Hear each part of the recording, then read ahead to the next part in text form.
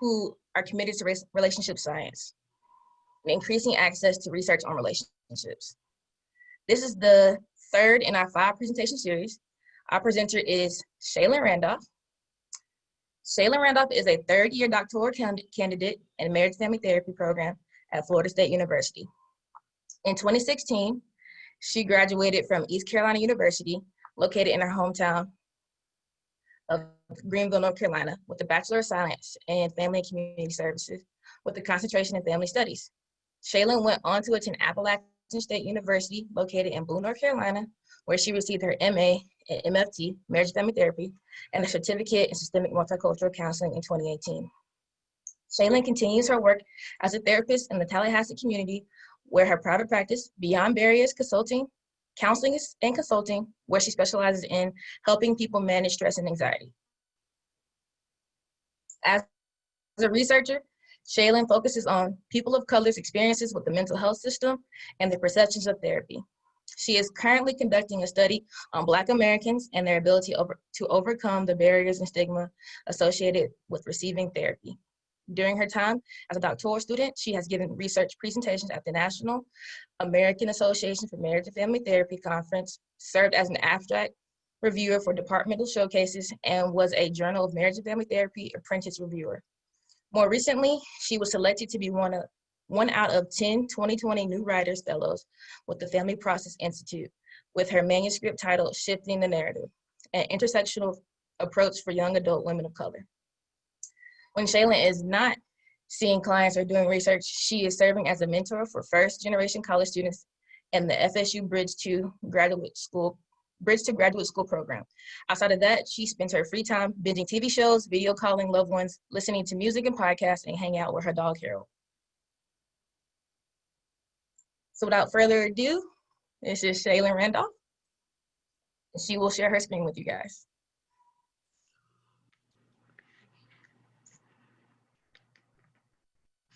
All right, are we good?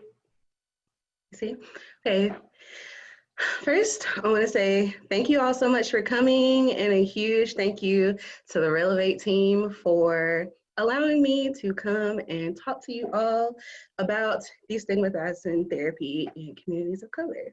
So we're going to jump right into it, if it will move.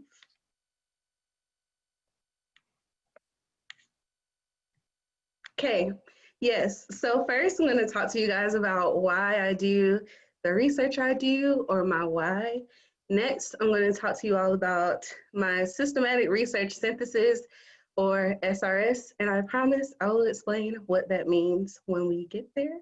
Then I'm going to talk to you all about the results of that SRS, so the prevalent barriers and stigmas affecting people of color, and the utilization of mental health services.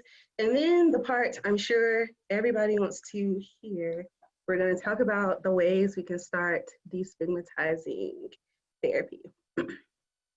So my why. So when I first started or was applying to PhD programs, my whole purpose was that I wanted to increase access to therapy for Black people. I am a Black person. This is something that is extremely personal to me, but I also think that it's something that needs to be discussed on a larger scale. I think we are going through a lot right now with the Black Lives Matter movement, COVID, like all these different stressors are being placed on us right now. And I just think it's important for us to be able to have access to therapy. So that is my why. I want to see more of what's happening in these pictures over here. And so that's why I do the work that I do. Now, talk about the SRS and what I found. So, systematic research synthesis, what does this mean? It's basically a super fancy way of me saying that I spent a lot of time, like Louise here, searching different databases, looking for articles that fit or studies that fit my research area. My criteria was that the sample, the participants, they all had to be people of color. They had to be published between 2007 and 2020. And those were the biggest criteria I had. And I only ended up with 10 studies. Now, you're probably like, wow, there's only 10. That's 13 years of time. Yes, and that is because of that first criteria of only wanting the sample to be people of color. I did not want any comparison studies involved. One, because we already know that there are disparities between white people and people of color. We know that already. And two, when you do comparison studies, you're between people of color and white people, you're already kind of setting it up so that white people are the default and the standard. And that is not something that I wanted to contribute to. And I think it's important for people of color to tell their stories, tell their experiences without being compared to the majority. So that is why I only had 10 studies. It was very difficult finding these. I searched, okay, but I got the 10, and now I'm going to tell you what I found in them. So the biggest barriers were mistrust of the system, self-efficacy ideals, accessibility, and stigma. So I'm going to talk about each of these one by one, like more in depth. So first, mistrust of the system. So things that contributed to this barrier were previous negative experiences, concerns that they would not be treated fairly when they went to therapy, and misdiagnoses. So previous negative experiences, the participants who mentioned this as a barrier, they discussed it by saying that, you know, they went to an office one time and maybe the front desk person was racist to them, or they had an experience with a therapist before that just wasn't that great, or just trying to find a therapist in general or mental health services was just not pleasant. Concerns that they wouldn't be treated fairly. This is something that, the one that sticks out the most to me was a study that was done with African American moms. And they were talking about their experiences with finding services for their children. And a lot of them endorsed statements that they were concerned that white therapists would not treat them fairly when they went to go see them. They were concerned that their children wouldn't be treated with respect or treated fairly. They were just worried that if they were to inject themselves into the healthcare system, then there would be just like negative consequences because of it. And then misdiagnosis.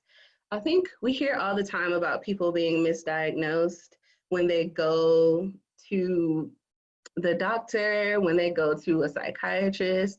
We hear these things all the time.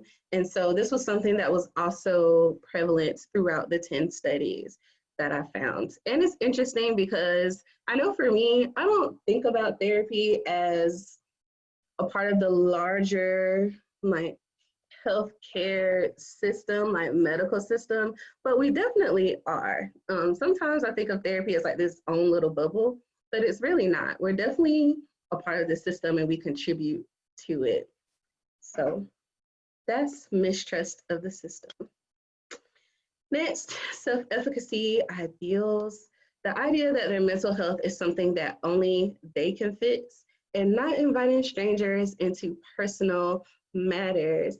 So this was something that was prevalent in these studies that involved Asian American participants. They didn't see the need to have somebody come in, go and talk to people about their problems. Some of them even endorsed statements that even if the therapy was free, they wouldn't go. And that's because it's just so, it's not something that is prevalent in their culture, like talking to therapists.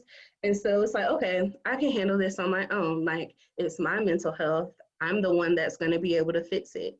And we know that that's not necessarily the case. Like sometimes you need a professional to help you process things. And so these two things were what I found when it came to self-efficacy ideals.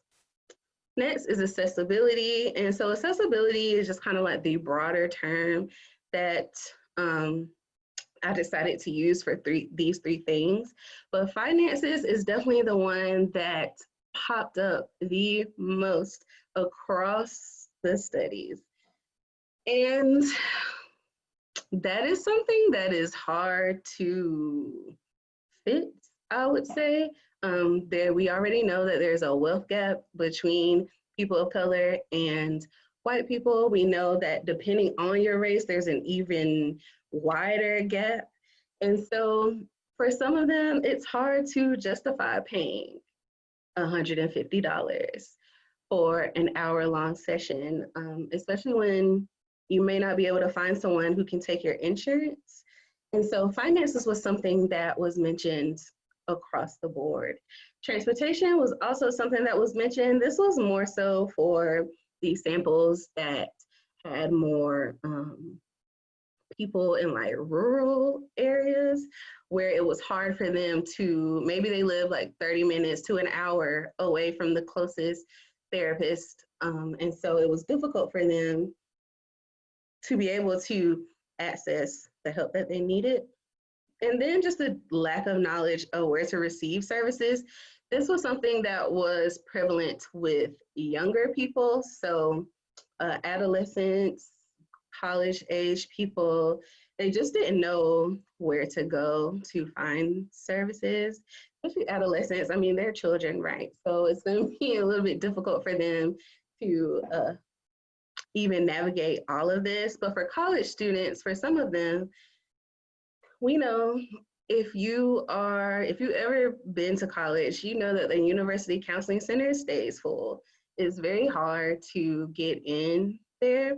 And so, like, yes, there's the counseling center on campus, but you may not be able to go for like 4 weeks. So they just didn't know where to start when looking for a therapist. So those three things were the most prevalent when it came to accessibility. So stigmas. I'm going to talk about stigma in three different pieces. So the first one is just general mental health stigma.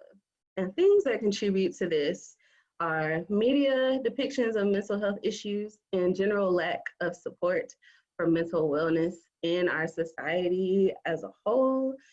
Think about the last TV therapist you saw, and we all know, usually I can think of 3 off the top of my head right now that were decent therapists. The rest of them, not so great. So while if you're watching these things and you're seeing people only going to therapy when they have a severe mental health problem, so like maybe they might have like schizophrenia or borderline personality disorder or something that's just severe,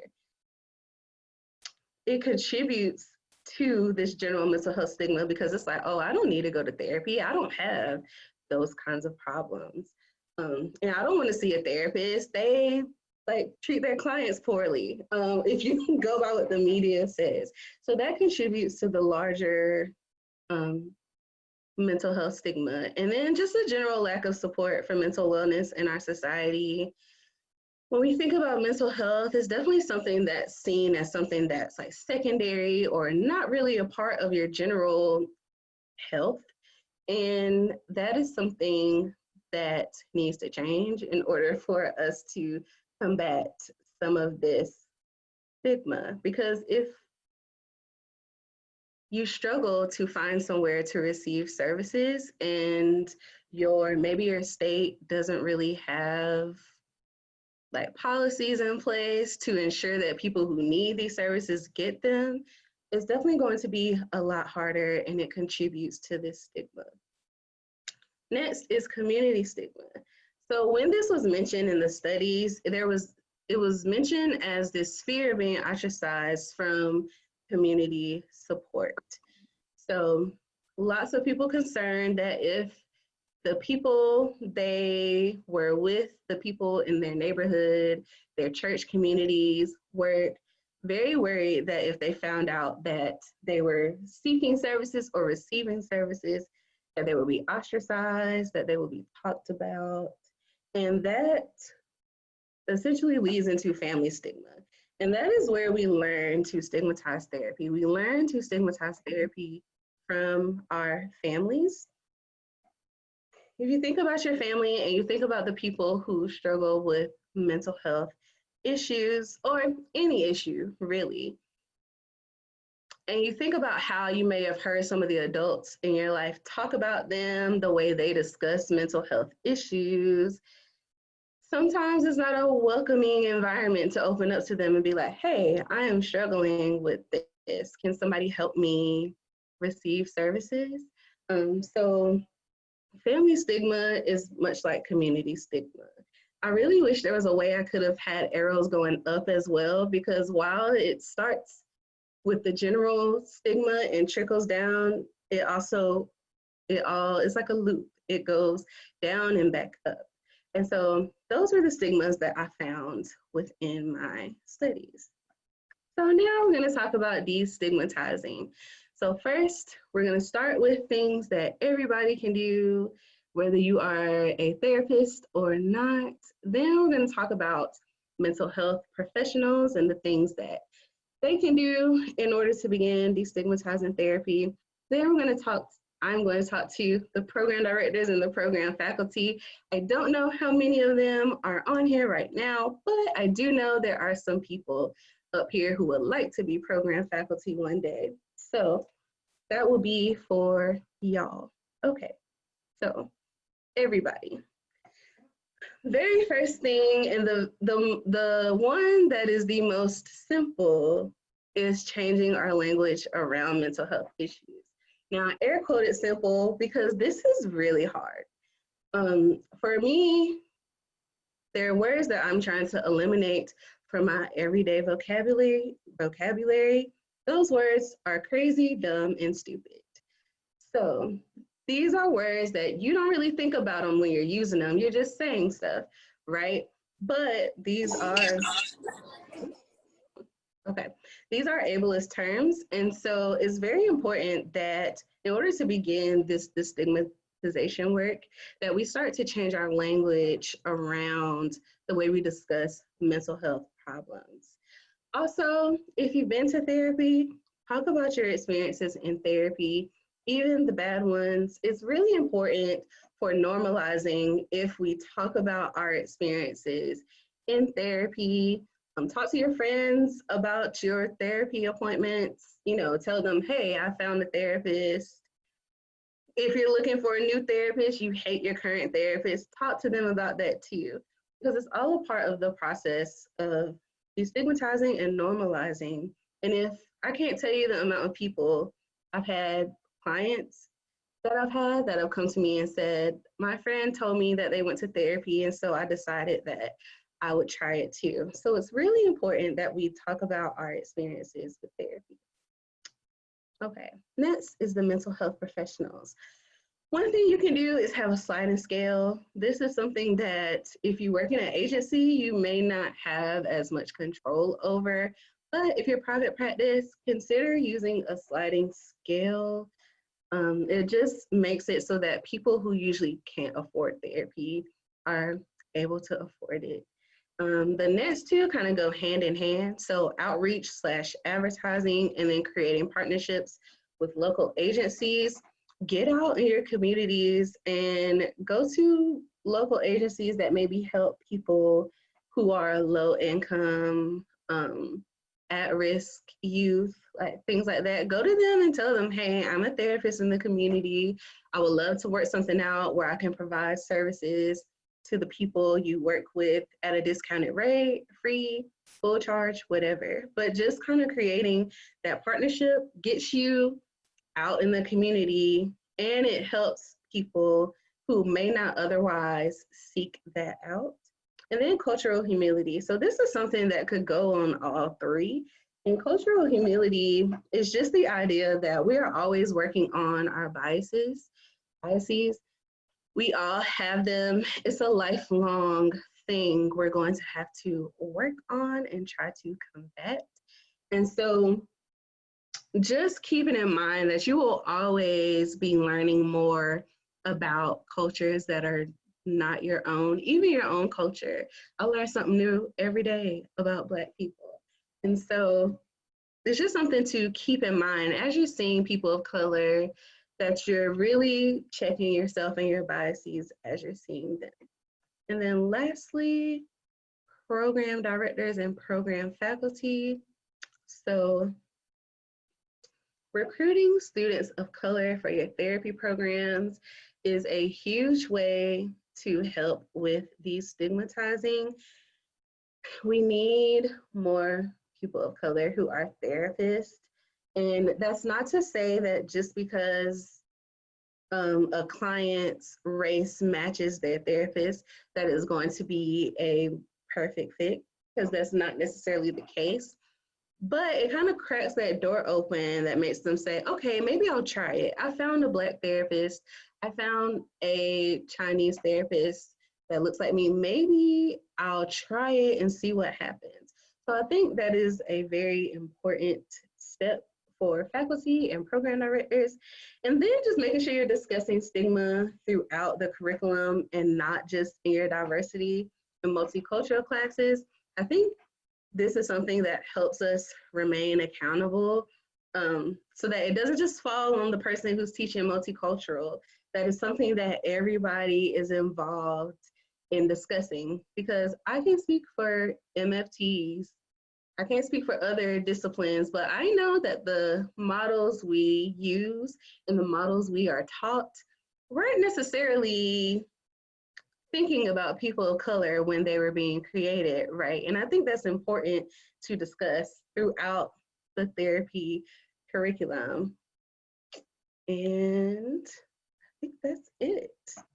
So does anybody have any questions for me? Let me make this bigger. If you have any questions for Chélynn, go ahead and drop them in the chat, and I can ask them for you. Yes. Also, Chélynn, if you could exit your screen so we can have like a group conversation. Okay.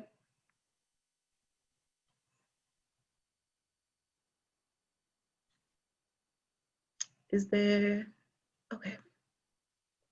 Anybody have a question? Would totally not mind if you didn't have any questions. Okay, we have a question from O'Shea. Oh, this is my favorite thing to do. Yes, so I always tell Black people, especially, to start at therapy for Black girls. Now, you are not a Black girl, O'Shea, but if you want a Black therapist, that is definitely a good place to start, because it's mostly women up there, but they're all Black therapists, and you can search by your insurance, you can search by a location, you can search by literally so many things. It's definitely one of the better tools to use. The next step, I would say, would be to try Psychology Today. And honestly, between those two places, you should be able to find somebody. And if you can't at that point, just like Googling and seeing what comes up. But usually those Therapy for Black Girls and Psychology Today are great places to search. Great response, Chélynn. If you missed the question was, how would you suggest someone begin looking for a therapist? So great response. If you have any more questions, please drop them in the chat and I'll ask them to Chélynn.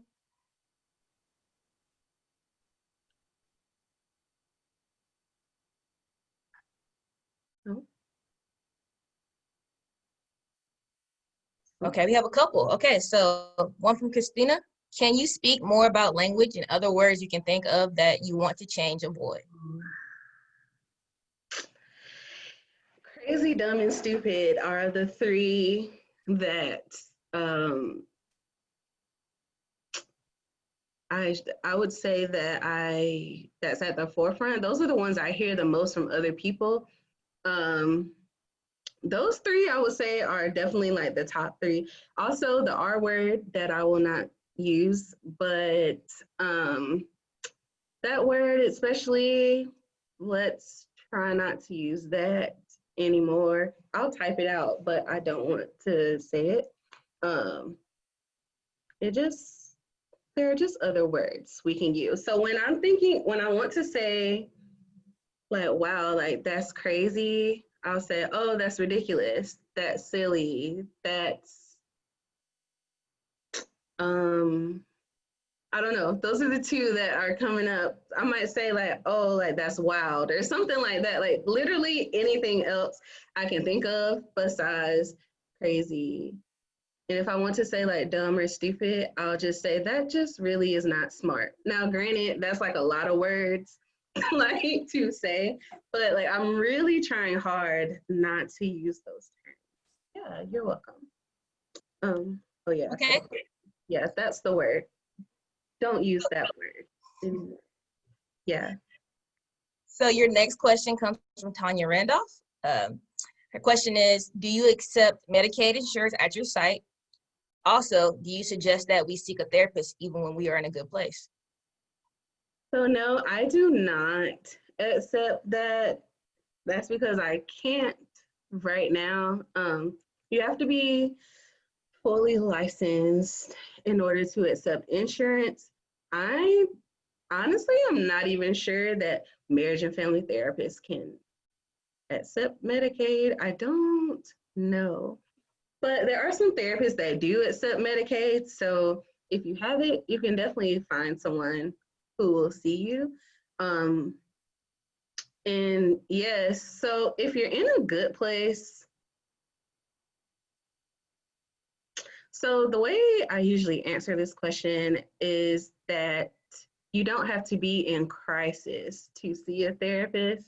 If you're in a good place, then like you probably don't need to see anybody, but you don't have to feel like your world is crumbling in order to go see a therapist. You can go before you get to that point. So if you're just wondering about how to process a certain situation, you could go see a therapist for that. If you're trying to make a decision and you just need an unbiased opinion and you don't want to talk to a friend about it, you can go see somebody for that. A lot of people go to therapy for premarital work, and it's not that they are in a bad place for their relationship. It's just good to do before you get married. So I definitely would say like it's if you're like feeling fine, then like of course like there's no need. But if you're kind of wondering like, I don't know, maybe I should go see a therapist about this, then like I would say go for it. Okay. What if you have a like therapist who makes okay, that question didn't finish. So maybe they can come back and finish the rest. So then we will go to Paige's question. She says, this was so great. I just started supervising student intern therapists. Do you have suggestions for how supervisors can help supervisees destigmatize therapy for people of color? Oh, that is a very good question. Hmm. So it's interesting because when you're a student intern, you don't have a whole lot of power wherever you are. And so like my therapy suggestions outside of cultural humility, kind of like you have to have some kind of power in order to enact those suggestions. And so it's going to be more difficult for student interns. Like I'm thinking about my internship, and there was no way I was going to like suggest much of anything there, just because like I'm an intern.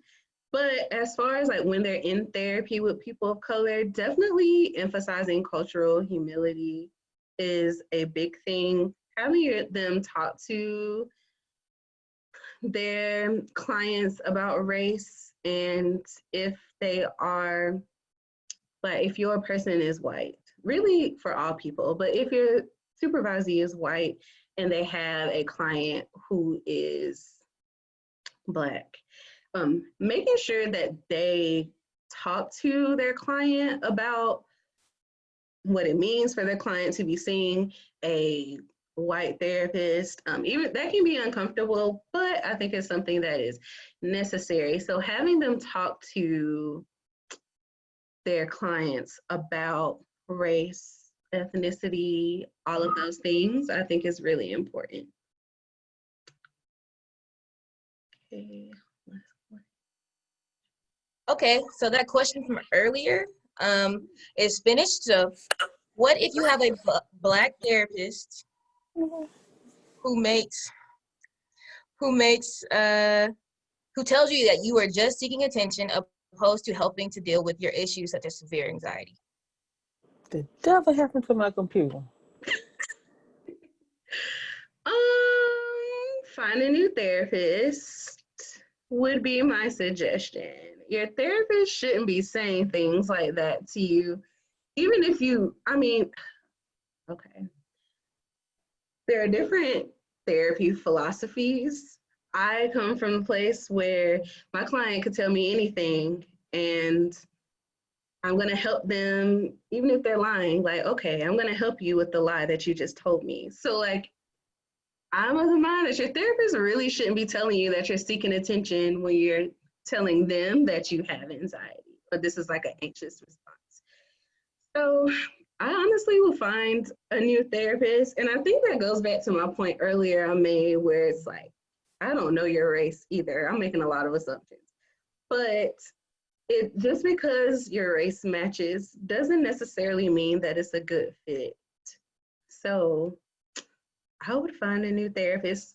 If you feel comfortable, you can talk to your therapist about it and say, you know, you said this thing, it really made me uncomfortable. And having that conversation with them, that could also be scary, but maybe y'all can have a conversation. Maybe they can explain what they meant by their comment or something. I don't know. But if it was me, I'd probably try to find somebody new. Great response, Chélynn. You actually already answered the next question in the chat while you were answering the last one. So room for like one more question if there is one. If not, we can wrap up. So just give it 1 second.